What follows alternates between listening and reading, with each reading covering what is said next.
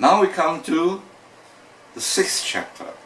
And the 6th chapter is even more interesting, and it is really about generating strategies. You do not forget, Sun Tzu always emphasized the need for you to have original strategy. Sun Tzu doesn't believe in replicating strategy. Why? If you do that, then the competitor will quickly learn how you do it and then use your strategy against you. So Sun Tzu always believed that the ability to generate strategy is a key cardinal point to win.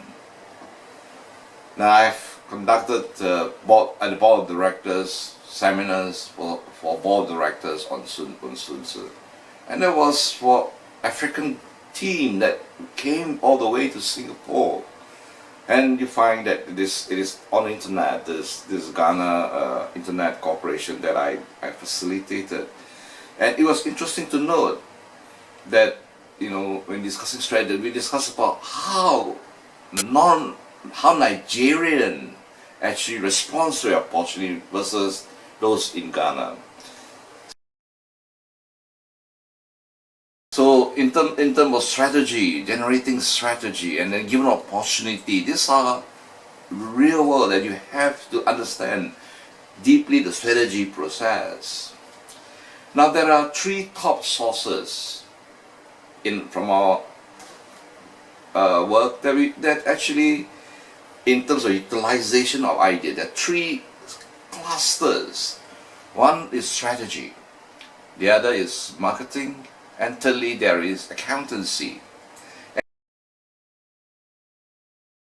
And you find, right, very important is that strategy ideas, especially in China and in Asian context, and ASEAN region, and you'll be surprised that despite all the MBA courses, and MBA is what I call management by Americans, right, that the enterprises in Singapore, that in ASEAN, Malaysia, Thailand, Indonesia, they are all from China. They actually, some of them don't even speak English, and yet they must have a mental framework for managing strategy in the business world.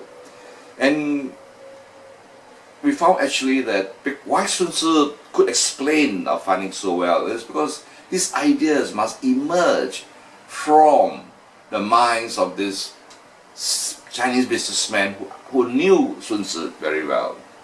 And of course, they are very good at adapting Sun Tzu to the business context. In other words, Sun Tzu actually has been applied by these businessmen, able to transfer from military context to the business situation.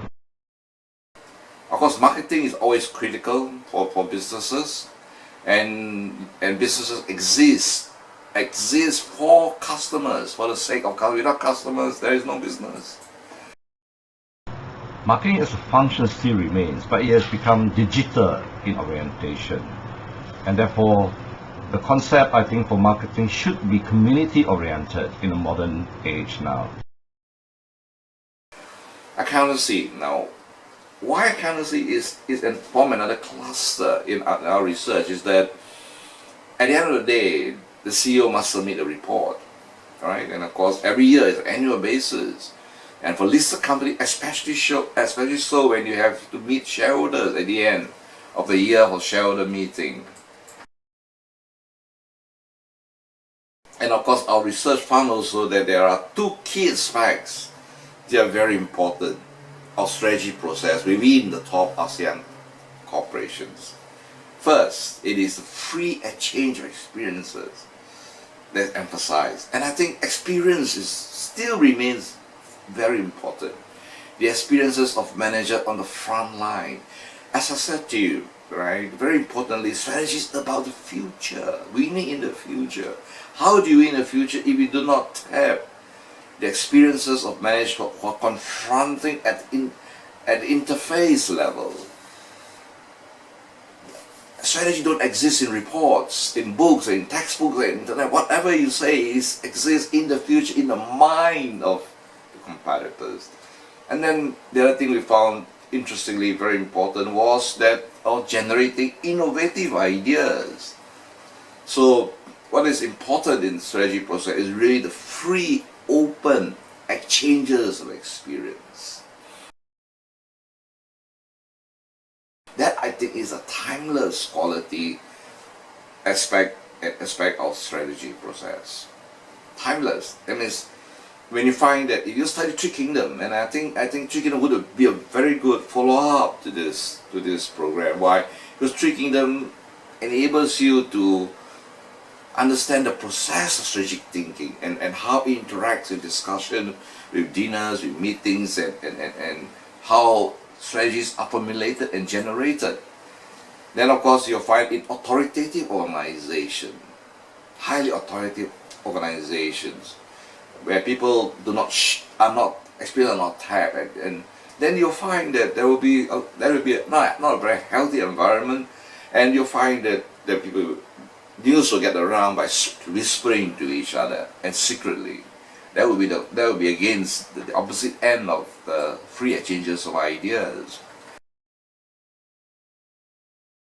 Done in our research is not just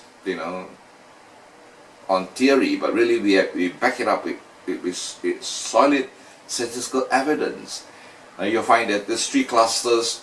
You find that there is this central cluster of interconnections, which we call it strategies. Then there are the two on the outlier, the accounting, as well as you have the engineering cluster. The central clusters where you find all the disciplinary ideas are interconnected together.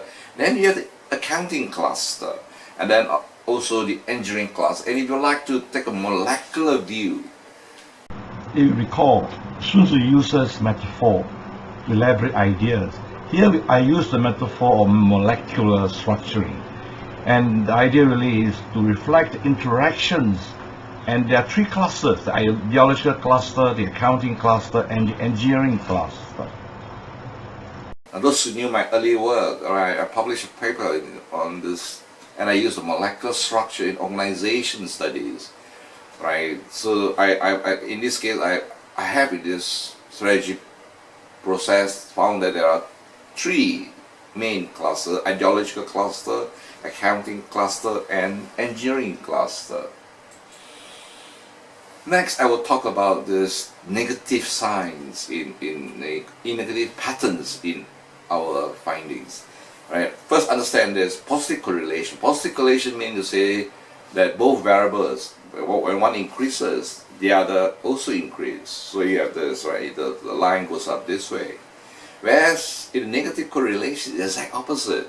So you have this, I say, why it is downward moving, negatively correlated. And we have here a very interesting pattern. And you find that there are negative correlations. And for ad hoc planning, and study that and have a look at that. When goals are not being achieved, right, in companies, and you find that this adhocracy, right, is negatively correlated, right, to marketing. And in other words, maybe the marketing part, that it needs to be ad hoc, right, that in order to 趁机 to grab opportunity, that it therefore, a formal systematic analytical may well not be able to tap an emerging opportunity that was very important. If you look carefully, there are two negative signs, one of which relate to strategy and meeting regularly, and the other to ad hoc planning and marketing. As usual, home assignment, right? I'd like you to look at this chart. It's a very simple chart, really. It is about generating innovative ideas. Research must be translated to action. So you find here, how would you go about structuring a meeting in order to get innovative ideas? Now, thank you.